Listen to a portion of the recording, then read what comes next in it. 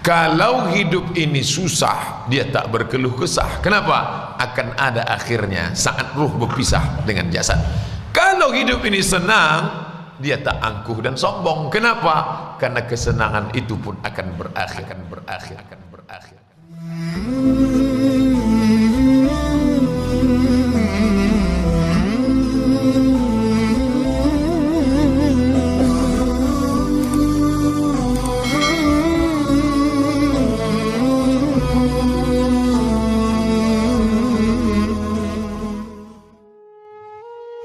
Terlahir dari rahim seorang ibu, dari seorang ayah yang tidak bertanggung jawab, lalu kemudian dicampakkan di dalam sebuah kotak kardus seperti sampah, ditampung oleh panti.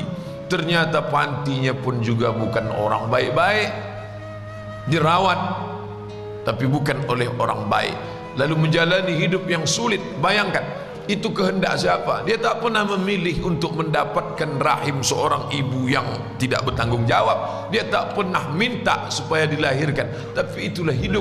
Akhirnya dia tetap menjalani itu dalam keadaan fisik yang tak sempurna. Orang tua tak lengkap, fisik tak sempurna, tapi hidup terus juga berjalan. Orang tak boleh mati bunuh diri, karena bunuh diri tak menyelesaikan masalah dalam ajaran Islam. Sampai lambat laun, sampai masanya menikah. Menikah pun juga tak mendapatkan suami yang layak, mendapatkan orang yang juga tak bertanggung jawab. Sudahlah orang tua tak lengkap, tak sempurna, mendapatkan orang tua yang tidak baik, lalu kemudian mendapatkan pendamping hidup yang tak semestinya. Dari hasil pernikahan itu dapat pula lah anak-anak yang juga tak berbakti.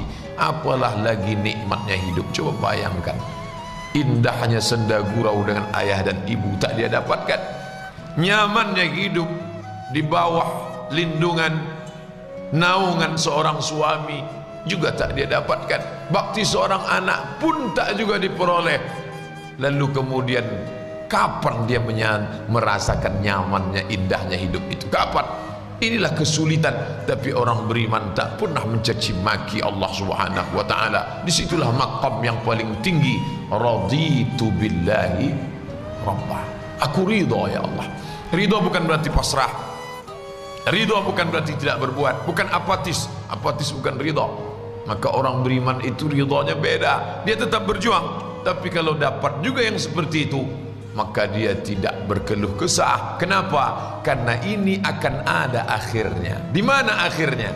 Saat ruh berpisah dengan jasad.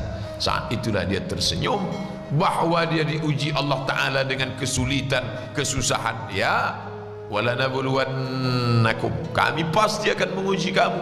Wabasyiris sabirin, tapi tetap engkau berikan kabar gembira kepada orang-orang yang mampu menahan lidahnya untuk mencaci maki, menyumpah serapah Allah. Siapa itu? Alladzina idza asabathum musibah, mereka yang ketika ditimpa kesusahan, kesulitan, mereka mengucapkan inna lillah wa inna ilaihi raji'un. Seperti mayat yang dimandikan orang hidup, tangannya mau dibelokkan ke sini, kakinya mau dibengkokkan, itu dia tak ada kuasa lagi. Dia serahkan kepada Allah Subhanahu wa ta'ala. Inna lillah wa inna ilaihi raji'un. La haula wa la quwwata illa billah. Itu yang kita ucapkan setiap pagi selesai salat tadi. La ilaha illallah wahdahu la syarika lah, lahul mulk. Aku tak punya kuasa, walahul hamd. Aku tak punya puji-puji, puja-puji, tak layak dipuja-puji. Apa yang aku punya? Lahul mulku wa lahul hamdu. Yuhyi, dia yang menghidupkan, wa yumit, dia yang mematikan. Wa huwa ala kulli syai'in qadir. Dia kuasa atas segala sesuatu. Kalau hidup ini susah, dia tak berkeluh kesah. Kenapa? Akan ada akhirnya saat ruh berpisah dengan jasad. Kalau hidup ini senang, dia tak angkuh dan sombong. Kenapa? Karena kesenangan itu pun akan berakhir. Menikah masalah, muncul anak tambah masalah, nambah ini tambah masalah, pergi tempat kerja masalah, ini masalah. Hidup ni kalau sudah masalah, itu menengok baygon macam Coca-Cola. Main ke menara masjid, nengok ke bawah. macam sejengkal, bawaannya mau mati aja, mau terjun. Maka ada masa-masanya orang itu istirahat. Dunia sijnul mu'min.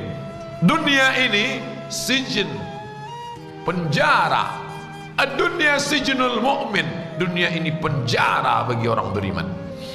Penjara itu kan tertahan, makan tertahan, minum tertahan, nafsu tertahan, mau keluar tertahan. Dunia ini pun kita tertahan.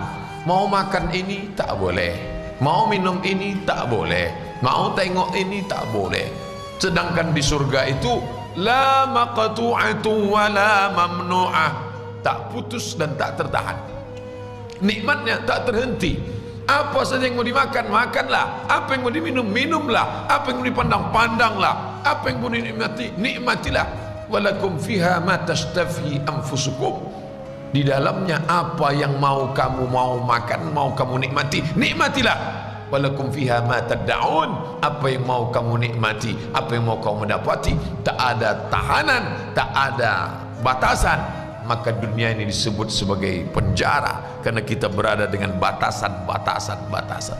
Bapak Ibu yang dimuliakan Allah, maka dalam Islam diajarkan berapa sulit, susah, ribet, suka duka hidup ini dia akan berakhir.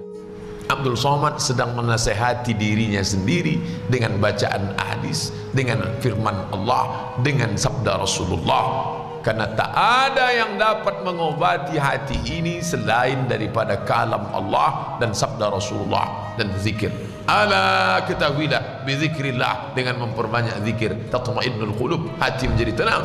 Salah satu makna zikir itu adalah melihat ayat Al-Quran, melihat hadis Nabi Muhammad sallallahu alaihi wasallam. Tapi saya tak pula ingin setelah mengkaji ini Bapak Ibu bawaannya mau mati aja.